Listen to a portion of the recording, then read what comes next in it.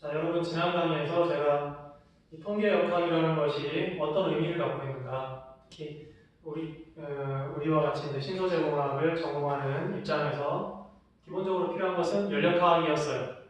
연력학적인 정보가 필요한데 그 연력학이라는 것이 어떻게 통계 역학으로 넘어가는가, 그 통계 역학이라는 것에 대한 어떤 의미를 생각을 해봤고요. 거기서부터 또 어떻게 됐습니까? 결국은 이 통계 역학에서부터 양자역학적인 개념까지 점점 더 분석적으로 하위 개념으로 내려갔죠.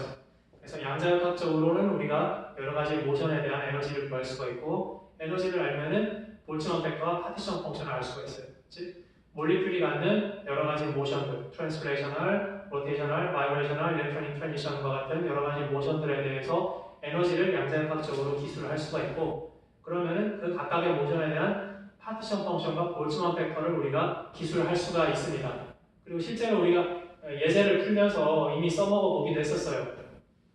그러면은 여기서부터 파티션 펑션을 알 수가 있으면은 통계역학적으로 여러 가지를 처리할 수가 있고, 이 통계역학적인 개념으로부터 연력학적인 개념으로 넘어가게 되고, 이런 식으로 체계를 잡을 수가 있었습니다. 자, 그래서 우리가 통계역학에서 다루고자 하는, 제가 여러분께 전달드리고자 하는 핵심적인 내용들은 사실 다 지난 시간까지 해서 다 전달을 드렸습니다. 그리고 이 내용들은 우리가 교재로 보고 있는 이 교재의 챕터 17장의 내용들을 대부분 정리를 했어요. 자, 이렇게 해서 통계역학에 대한 대략적인 내용들을 정리를 했는데 미진한 구석이 하나가 있습니다. 우리가 파티션 펑션을 양자역학적인 개념으로부터 가져다가 썼는데, 그래서 여러분들 기억하실지 모르겠습니다만은 모노아토믹 아이디얼 가스 혹은 다이아토믹 아이디얼 가스에 대한 파티션 펑션의 형태를 별다른 증명 없이 일단은 가져다 쓰자 하고 가져다가 그걸 가지고 에너지도 구해보고 비열도 구해보고 그리고 이상기체의 상태 방정식을 유도하는 과정도 실습을 했었단 말이에요. 그러니까 지금부터는 그렇게 우리가 가져다 썼었는데 그런 파티션 펑션의 형태가 어떤 식으로 도출이 됐는가, 양자역학적인 개념으로부터 어떤 식으로 이런 파티션 펑션을 얻을 수가 있었는가 하는 그 과정을 한번 살펴보려고 합니다. 물론 우리가 양자역학적인 그 풀이 과정을 모두 커버하기에는 시간적으로도 제약이 있고, 아무래도 이 과정이 다루고자 하는 다른 내용들이 있기 때문에 우리가 아주 깊이 있게 다루지는 못합니다만은 대략적으로라도 어떻게 양자역학적인 풀이 과정이 파티션 펑션으로 통계역학으로 연결이 되는가 하는 그 연결고리를, 그 과정을 한번 검토는 해보는, 정성적으로 대략적으로라도 검토는 해보는 것이 좋을 것 같습니다. 그래야지만 제가 지난 시간에 소개해드렸던 우리가 필요한 인포메이션으로부터 연력학, 통계역학, 양자역학으로 넘어가는 그 전체적인 고리에 대한 이해의 정도를 좀 더 심화시킬 수가 있을 거라고 생각이 됩니다. 그래서 다시 말씀드리자면 지난 강의까지 통계역학에서 우리가 다뤄야 될 기본적인 주요한 줄기들은 다 전달을 드렸고요.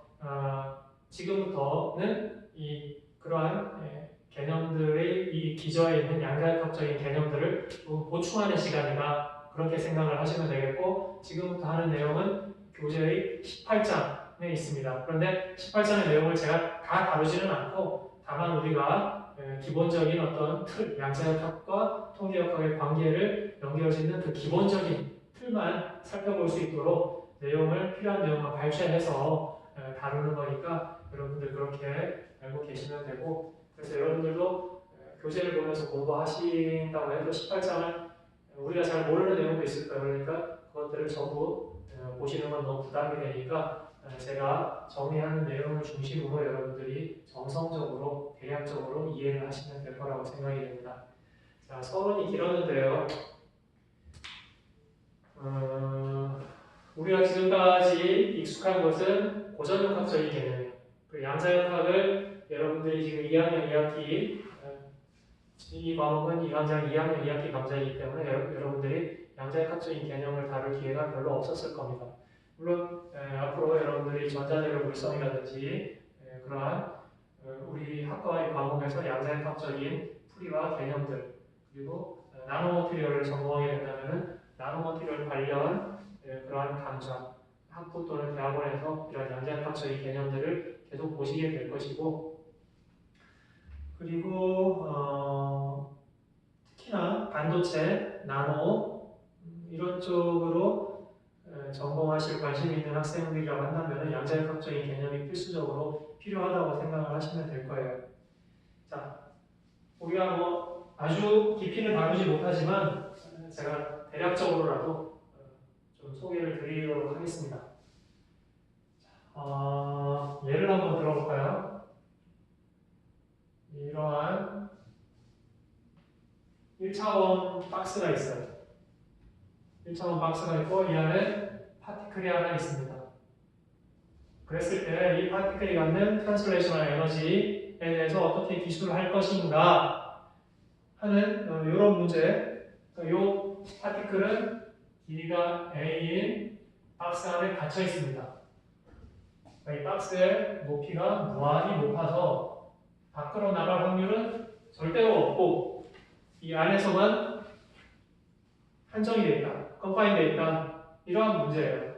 이런 걸 흔히 파티클 이너 박스 프로블렘이라고 해서 양자역학을 공부할 때 가장 단순한 시작점이 됩니다. 그렇지만은 단순하지만은 여기서부터 우리가 얻을 수 있는 개념이라든지 직관이라든지 이런 것들이 아주 많이 있어요. 뭐 이거를 직접 풀이는 안 할 거고 제가 일단은 이 문제에 있어서 고전역학적으로, 양자역학적으로 어떤 차이가 있는지 잠깐 소개를 드리고자 합니다. 만약에 고전역학적이다, 박스 안에 공이 하나 들어있다. 이건 우리가 이제 흔히 생활에서 보는 고전역학적인 개념이에요. 그랬을 때 이 클래식한 미케닉스에서는 뉴턴 이퀘이션스, 뉴턴 방정식을 사용을 합니다. 뉴턴 역학으로부터 요거를 우리가 이렇게 나눠요. F는 MA다. 힘은 질량 곱하기 가속도다.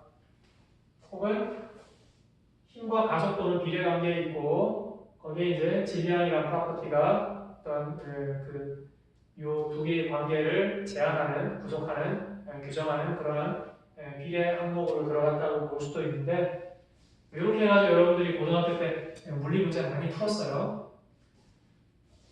대학교에서는 요거보다는 조금 더 고상하게 이렇게 하죠.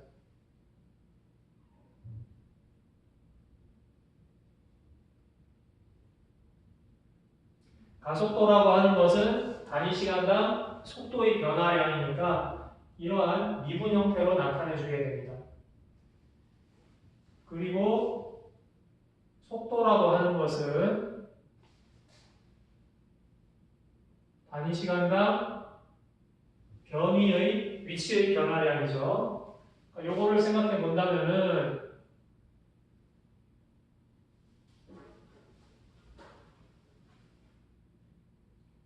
이런 식으로 기술할 수 있어요. 그러니까 이러한 미분 방정식 형태로 뉴턴 역학이 구성이 되어 있었고, 요거를 풀면은 여러분들이 고등학교 때 혹은 일반 물리 때 여러 가지 정보를 얻을 수가 있었어요. 이 공이 뭐 이런 문제죠. 처음에 여기 있었는데 뭐 이쪽으로 힘을 받았는데 그러면 몇 초 뒤에는 어디 있을 것인가 라든지, 이 공이 갖는 에너지는 얼마냐 라든지, 뭐 그러한 여러 가지 것들, 위치라든지 에너지라든지 이런 것들을 구하는 그런 문제도 많이 있었고, 그런 것들 여러분들 많이 연습도 했었고 풀이도 했었고 그렇습니다. 자, 여기 저 공이 갖는 에너지는 어떻게 돼요? 에너지는 2분의 1 mv제곱 뭐 이렇게 되죠. 여러분들이 아주 잘 외우고 있는 공식일 겁니다. 그리고 이론적으로 이 에너지는 아무 에너지나 다 가질 수 있어요. 그러니까 속도도 뭐 아무 속도나 다 가질 수 있고, 그러니까 에너지는 연속적이죠. 제가 굳이 이런 말씀을 드리는 이유는 양자역학적으로 이 에너지가 불연속적이기 때문에 그거하고 대비해서 드리는 말씀입니다. 자, 이게 좀 적절한 비유가 될지 안 될지 조금 고민이 되긴 하는데 한번 시도해 볼게요. 제가 옛날에 아주 예전에 제가 처음 자동차를 운전을 할 때 그때 카모디아에 있는 볼륨 스위치가 이렇게 다이얼 형태였어요. 근데 그게 어디 딱딱 걸리는 게 아니고 그냥 돌리면 연속적으로 이렇게 그러니까 제가 돌리고 싶은 대로 돌려요. 실제로 아주 미시적으로 들어가면 그게 또 불연속할 수 있을지도 모르겠지만 제가 느끼기에는 적어도 연속적이었습니다. 그런데 그 다음에 차를 바꾸고 나니까 그때는 조금 달라졌어요. 그래서 도로로록 이렇게 다다다다닥 걸리는 그런 느낌이 있어요. 여러분들 TV도 여러분들은 그런 걸 잘 못 봤겠지만은 아주 옛날 TV는 볼륨 화면을 이렇게 그냥 연속적으로 이렇게 돌리는 건데 그러다가 어느 순간에 따라라라락 이렇게 걸리는 형태로 그러니까 디스크리트한 형태의 볼륨 다이얼이 있었어요. 그러다가 지금은 뭐 이제 위 아래로 이렇게 한 단계씩 단계로 조절을 하죠. 그러면은 세상 만물이라는 것이 예를 들어서 에너지라고 하는 것이 그렇게 연속적인 값을 갖는 것이냐 아니면 따다다다닥 하는 불연속적인 값을 갖는 것이냐 하는 건데 고전역학적으로는 연속적인 값이라고 일단은 생각을 해요. 아무 값이나 다 가질 수 있어요. 근데 양자역학적으로 풀이를 해보니까 에너지라고 하는 것은 디스크리트하다. 그러니까 이 시스템이 가질 수 있는 에너지 값이라고 하는 것은 정해져 있어요. 특정한 값들만 가질 수 있습니다. 그래서 우리가 시스템 뭘 할 때 시스템의 에너지라고 하는 것은 E0, E1 뭐 이렇게 해가지고 어떤 특정한 에너지 값만 가질 수 있다. 그래서 이 특정한 에너지 값에서 여러 가지 시스템들이 특정한 에너지 값을 갖는 분포를 가지고 있다. 뭐 이런 얘기를 했었단 말이에요. 자, 어쨌든 고전역학적으로 우리가 이렇게 풀어요. 그럼 이러한 미분방 정식을 풀면은 이러한 것들을 풀면 우리가 어떤 정보를 얻을 수 있습니까? 자, 파티클에 대한 위치 정보 얻을 수 있죠. 컨디션이라고 씁시다. 공이 처음에 어디 있었고 힘을 얼마 받았다, 몇 초 후에는 어디 있을 것인가, 뭐 이런 거. 자, 여기 위치, x에 있어요, x. x가 있고 시간이 있으니까 몇 초 후에 어디 있을 것인가 하는 문제를 이 미분방 정식을 풀면은 이론적으로 구할 수가 있단 말이에요. 이런 포지션에 대한 정보를 얻을 수 있어요. 그 다음에 에너지에 대한 정보도 얻을 수 있죠. 그리고 부가적으로 운동량이라든지 이러한 정보도 얻을 수 있죠. 모멘텀 같은 거. 모멘텀. 운동량도 얻을 수가 있습니다. 이런 식으로 위치 정보, 에너지 정보 이런 것들을 이 고전역학적인 뉴턴 이계죠. 미분방 정식을 풀면은 구할 수가 있었습니다. 자, 그런데 20세기에 들어와가지고 이런 뉴턴 방정식, 뉴턴 역학만으로 설명이 안 되는 여러 가지 현상들에 맞닥뜨리게 됐단 말이에요. 자, 거시적인 세계에서는 잘 맞습니다. 근데 미시적인 세계에서는 잘 안 맞아요. 아주 예전에는 그렇게 이게 안 맞을 정도의 미시적인 그런 영역을 다룰 일이 별로 없었습니다. 그런데 지금 어떻게 돼요? 반도체만 해도 성폭, 공정 단위가 나노미터 이렇게 가고 있죠. 몇 나노 공정, 몇 나노 공정 이런 식으로 하는 얘기를 여러분들 많이 들어봤을 텐데 나노 스케일로 가게 되면은 안 맞습니다. 그리고 아주 작은 시스템, 일렉트론 이런 것들 다루게 되면은 여기서 많이 벗어나요. 그러니까 이것만으로 설명이 안 되는구나. 그래서 양자역학적인 개념이 이제 도입이 됐죠. 자, 굳이 따지자면은 퀀텀 미케닉스의 일부라고 생각을 하면 될 것 같아요. 이 클래시컬 미케닉스 고전역학은. 그래서 이것만 보고 있었는데 이거를 몰랐던 거죠. 근데 이제 이 체계가 발견이 되고 이용을 하게 되고 그래서 반도체나 뭐 나노 디바이스, 나노 머티리얼 설계하고 그 물성을 평가할 때는 이제 요 범주에서 요 레벨에서 다뤄야 되는 그런 기술적인 이제 기술적으로 그 정도로 이제 업그레이드된 고도화된 그런 상황이에요. 그래서 여러분들이 이제 제가 아까도 말씀드렸지만은 특히나 반도체나 나노 디바이스 쪽 관심 있는 학생들, 그다음에 광학 뭐 이런 쪽에서는 양자역학적인 공부를 여러분들이 직접적으로든 간접적으로든 필수로 하셔야 된다. 그렇게 알고 계시면 되겠고, 어쨌든 이거는 요 문제를 퀀텀 미케닉스에서 퀀텀 미케니컬, 퀀텀 피지컬리 풀게 되면 어떻게 되느냐? 뉴턴 이퀘이션이 아니라 뭐를 풀어야 되냐면은 슈레딩거 이퀘이션을 풀어야 됩니다.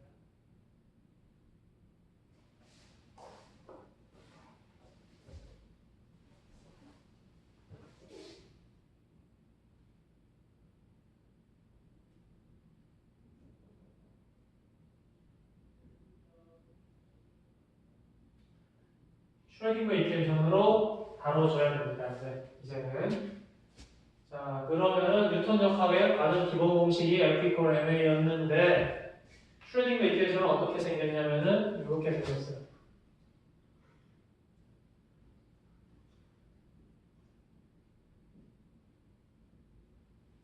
이렇게 생겼습니다. 이렇게도 쓰고 이 H라는 게 오퍼레이터, 그러니까 어떤 연산자란 말이에요. 그래서 그 표현을 하기 위해서 이런 식으로 또 표기를 하기도 합니다. 안 쓰기도 하고 쓰기도 하고 여러 가지 형태로 표기를 하는데, 자, 이러한 슈레딩거 이퀘이션을 풀어야 되는 겁니다.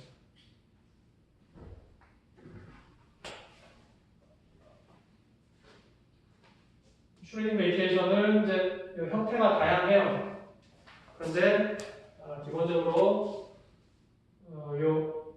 이제 H를 해밀토니안이라고 하는데, 해밀토니안은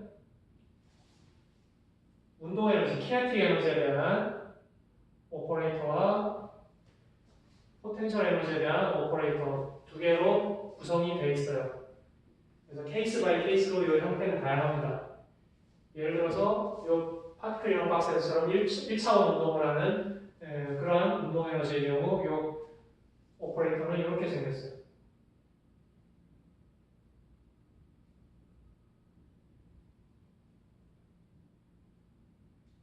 이렇게 생겼어요. 복잡하죠? 이렇게 생겼고, 포텐셜은 상황에 따라서 다 다릅니다. 이것이 뭐 바이브레이션을 하고 있느냐, 뭐 인력이냐, 청력이냐, 로테이션이냐에 따라서 포텐셜 에너지의 형태는 다 달라지고, 파티클 이너 박스 프로블럼처럼 포텐셜이 없는 경우, 트랜스레이션 에너지만 하고 외부에서 어떤 필드, 뭐 장이라고 하나 그런 포텐셜 에너지가 없는 경우는 요거를 생각할 필요가 없어요. 그럼 요것만 가지고 풀면 되니까 제일 단순한 형태가 되기도 합니다. 자, 여러 가지 다양한 케이스가 있어요. 그래서 이 슈레딩거 이퀘이션을 직접 풀기는 몇 가지 아주 단순한 경우를 제외하고는 상당히 어렵습니다만은 요즘은 이제 컴퓨터를 이용한 여러 가지 또 풀이를 통해서 정보를 얻는 그러한 시뮬레이션 기법들이 잘 확립이 되어 있기도 합니다. 어쨌든 똑같아요. 여기서 우리가 위치 정보, 에너지 정보 이런 것들을 얻었듯이 슈레딩거 이퀘이션을 풀게 되면은 역시 우리가 포지션, 위치에 대한 정보, 그러니까 X에 대한 정보가 되겠죠. 그 다음에 에너지에 대한 정보, 또 운동량에 대한 정보 이런 것들을 얻을 수가 있게 됩니다. 이런 관계를 보시면 돼요. 고전역학적으로는 뉴턴 이퀘이션을 풀었지만 양자역학적은 슈레딩거 이퀘이션을 풀어야 된다 하는 것이고요. 자, 그러면 왜 이런 얘기를 하느냐 하면은 여기에 주목해 주시면 에너지.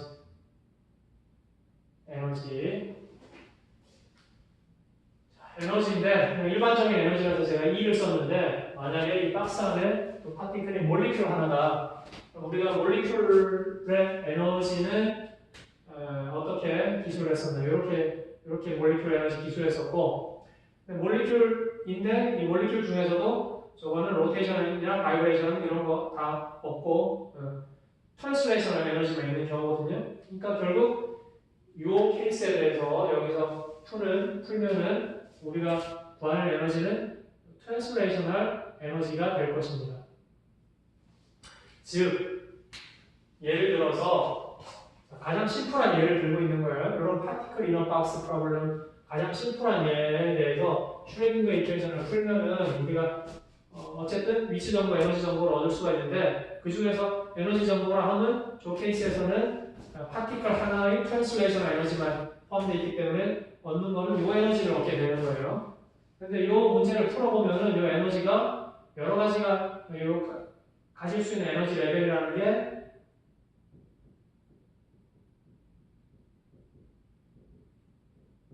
이렇게 특정 에너지 값만 가질 수가 있습니다. 이러한 가질 수 있는 에너지 값. 저 문제에서 저 시스템이 가질 수 있는 에너지 값들이 이렇게 디스크리트한 형태로 쭉 구할 수가 있어요. 이거는 풀 수 있습니다. 이거는 직접 풀 수 있어요. 이 방정식을 풀면은, 슈레딩거 이퀘이션을 풀면은 에너지 정보를 얻을 수가 있어요. 그럼 이 에너지 정보를 얻으면 우리가 뭘 할 수 있습니까? 이 에너지에 대해서 이거 이제 구체적으로 여기 이제 이게 어떤 형태로 되는지 그 에너지 형태를 얻을 수가 있어요. 그러니까 예를 들자면은 이게 정확한 형태가 지금 잘 기억이 안 나는데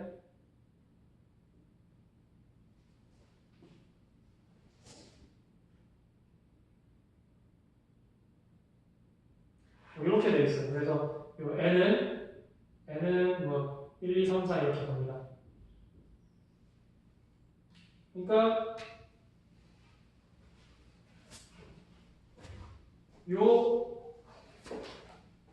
h는 플랑크 상수인데 요 단위에다가 1, 4, 9 곱한 1, 4, 9, 16 이렇게 자연수의 제곱을 곱한 이러한 에너지들만 가질 수가 있어요. 저 시스템이.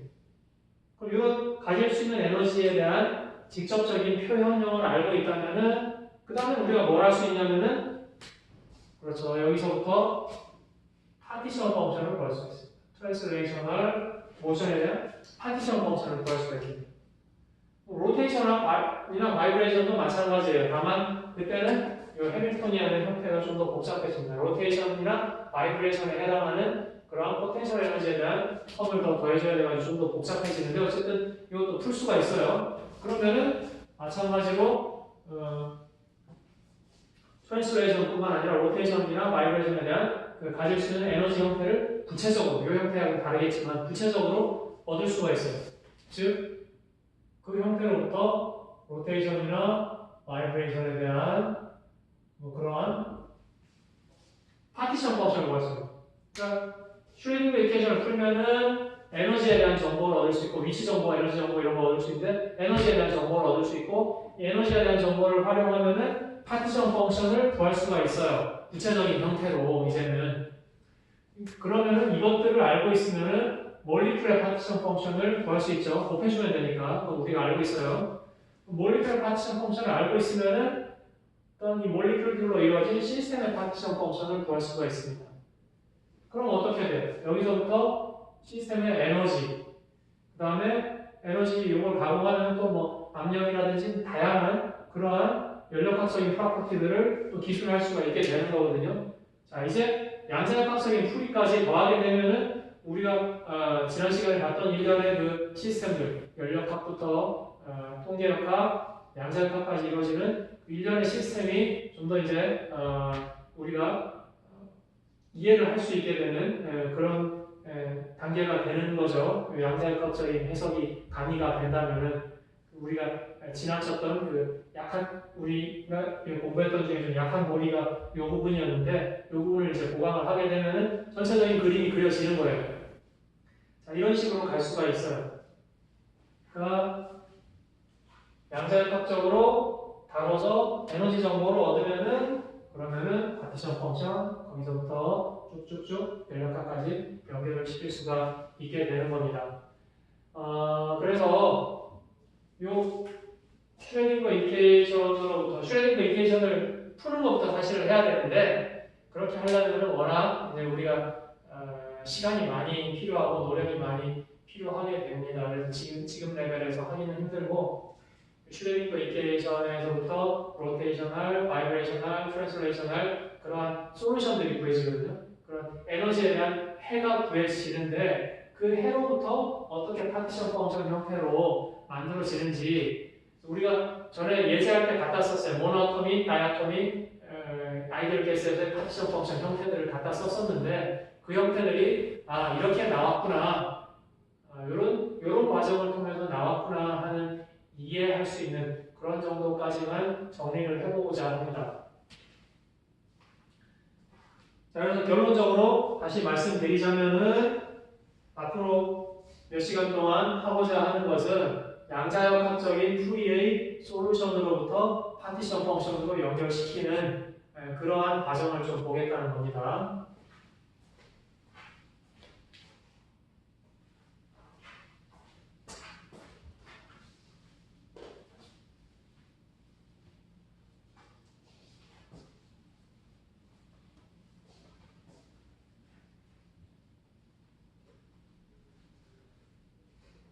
자, 다시 말씀드리지만은 고전역학과 달리 양자역학적인 솔루션에서 구하는 에너지의 해는 디스크리트해요. 다시 말씀드리지만은 파티션 펑션이라고 하는 것은 어떤 시스템이 있을 때 그 시스템이 가질 수 있는 에너지에 대한 익스포넨셜, 그러니까 각각의 가질 수 있는 에너지 레벨에 대한 볼츠먼 팩터의 총합이 파티션 펑션이란 말이에요. 그러니까 이러한 시스템이 있을 때 이 시스템이 어떤 에너지를 가질 수 있을 것인가. 그러니까 실제로는 어떤 특정 에너지 상태에 있겠죠. 그러니까 예를 들어서 가질 수 있는 에너지 중위가 E0, E1, E2 이렇게 쭉 있으면은 저 시스템은 이 중에 어떤 순간에 어떤 특정한 에너지 스테이트에 있을 수 있겠죠. 그라운드 스테이트에 있을 수 있고 익사이티드 스테이트에 있을 수 있고, 물론 그라운드 스테이트에 있을 확률, 익사이티드 스테이트에 있을 확률이 다 다를 거예요. 그러니까 어떤 확률 분포를 그릴 수도 있는데 어떤 특정한 상태에 있겠지만은 파티션 펑션에서 다루는 거는 있을 수 있는 모든 에너지 레벨이라고 해요. 그것들을 다 더하는 거죠. 그러니까 있을 수 있는 에너지 레벨에 대해서 각각에 대해서 볼츠먼 팩터가 존재하는데 있을 수 있는 스테이트에 대한 볼츠먼 팩터를 다 더해주는 것. 이게 파티션 펑션이 되는 거예요. 그러니까 이런 시스템이 있을 때, 이런 시스템이 에너지가 그라운드 스테이트에 있을 수 있고 아니면은 에너지를 받아서 들뜬 상태에 있을 수도 있는데, 그랬을 때 가능한 에너지 레벨들이 어떤 식으로 표현이 되는가, 그걸 구해야 되는 거죠. 가능한 에너지 레벨에 대한 정보를 알아야 돼요. 어딘가에 있겠지만은, 저 시스템은 어딘가에 에너지를 갖고 있겠지만은 E0일 수도 있고 E2도 있을 수 있고 E10의 에너지를 갖고 있을 수도 있겠지만은 현재 갖고 있는 게 아니라 어떤 에너지를 가질 수 있는가, 가질 수 있는 에너지 스테이트, 가질 수 있는 에너지 레벨이라는 게 디스크리트해요. 아무 에너지나 다 가질 수 있는 게 아니라 특정한 에너지 값만 가질 수 있는데, 그 특정한 에너지 값들에 대한 표현형을 알고 그 특정한 에너지 값에 대한 볼츠먼 팩터의 합을 다 더해서 파티션 펑션을 구해준다는 겁니다. 여러분들이 혼돈을 안 하셨으면 좋겠어요. 저 시스템 자체는 어떤 특정한 에너지에 있어요. 근데 그 어디에 있을 수 있는 확률이 이제 어디에 있을 건지는 확률이 다 달라지는데, 파티션 펑션에 필요한 거는 있을 수 있는 에너지들 전부 다에 대한 표현이 필요한 거죠.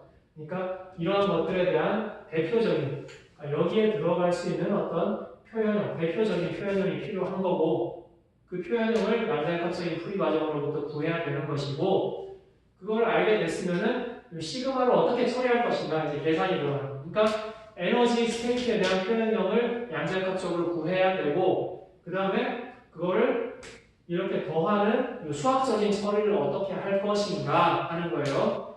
그래서 이 양자역학적으로 에너지에 대한 표현을 구하는 것은 우리가 풀이를 다 하지는 못하지만은 그 결과를 일단 가져와가지고 어떻게 이런 결과가 나오게 됐는지 대략적인 설명과 함께 그 결과를 가져올 것이고, 그 다음에 이 덧셈을 어떻게 처리할 것인가 하는 거는 다음 시간부터 제가 몇 가지 어떤 수학적인 개념들을 다시 좀 정리를 할 거예요. 매스 챕터에서 정리를 해서 여기다가 적용을 할 거예요.